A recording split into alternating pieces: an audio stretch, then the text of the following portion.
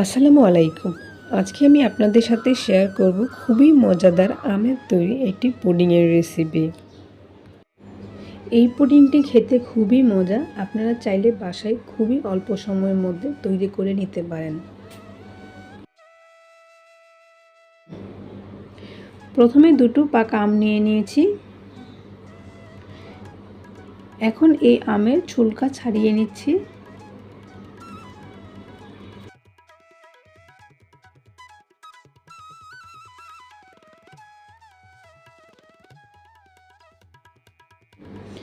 ছুলকা ছাড়ানো হয়ে গেলে আম থেকে আমের রসটা বের করে নেব।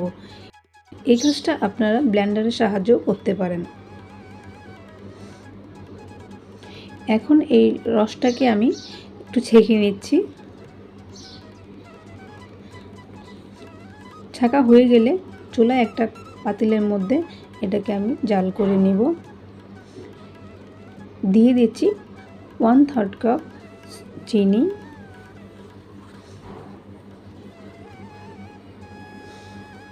Half table spoon agar agar,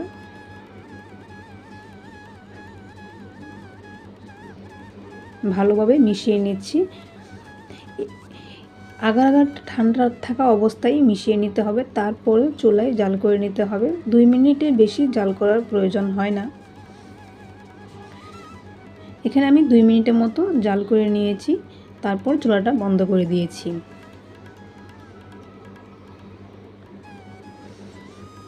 এখন একটা পাত্রের মধ্যে এটাকে আমি রেখে দেব।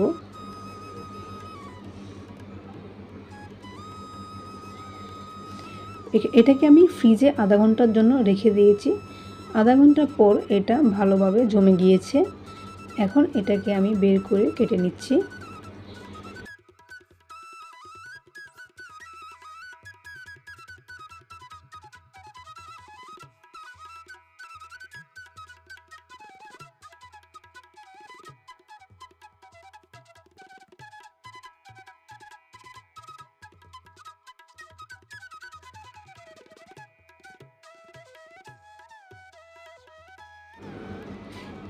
দেখুন কত সুন্দরভাবে আমের কিউবগুলো তৈরি হয়ে গিয়েছে।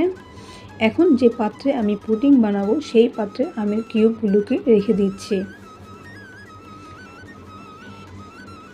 চুলার মধ্যে আবার আমি একটি পাতিল নিয়ে নিয়েছি। এখানে হাফ কেজি দুধ নিয়ে নিয়েছি, আবার 1/3 কাপ চিনি নিয়ে নিয়েছি এবং half table spoon agar agar নিয়েছি। এগুলো ঠান্ডা থাকা অবস্থায় ভালোভাবে মিশিয়ে তারপর চুলায় জাল করে নিতে হবে। এখানে আমি এলাচের গুঁড়ো দিয়ে দিচ্ছি। এটা একেবারেই অপশনাল, আপনারা চাইলে দিতে পারেন আবার নাও দিতে পারেন।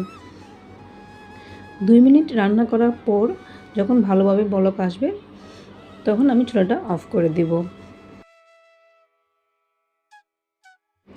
এখন আগে থেকে তৈরি করে রাখা আমের কিউবগুলোর উপরে আমি এই দুধটা দিয়ে দিব। আমি দুধটা ছেঁকে দিচ্ছি, যেহেতু দুধের মধ্যে সর থাকতে পারে তাই আমি এটাকে একটু ভালোভাবে ছেঁকে দিচ্ছি। প্রথমে অর্ধেক দিয়ে তারপর আমি এটাকে একটু নাড়িয়ে দিচ্ছি। এখন বাকি অংশটুকু আমি দিয়ে দিচ্ছি।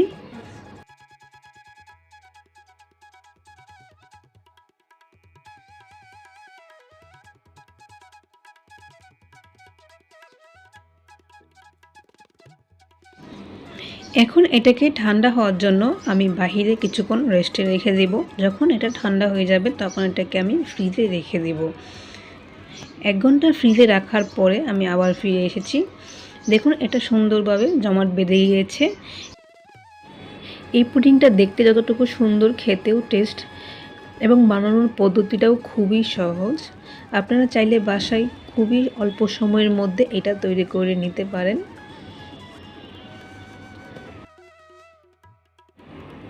ভিডিওটি যদি ভালো লাগে একটা লাইক দিয়ে চ্যানেলটি সাবস্ক্রাইব করে দেবেন।